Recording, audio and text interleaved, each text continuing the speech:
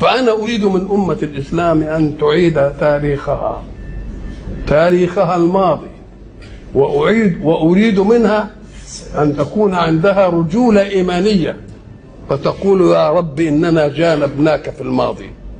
والآن نعاهدك أن نستقبل الإسلام كما تحب أن يستقبل به،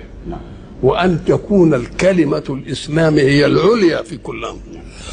أسأل الله سبحانه وتعالى أن يعيد لنا رشدنا،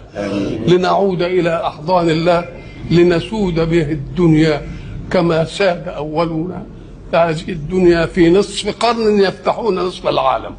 ويقفون أمام حضارتين عظميين في وقت واحد، فارس في الشرق والرومان في الغرب.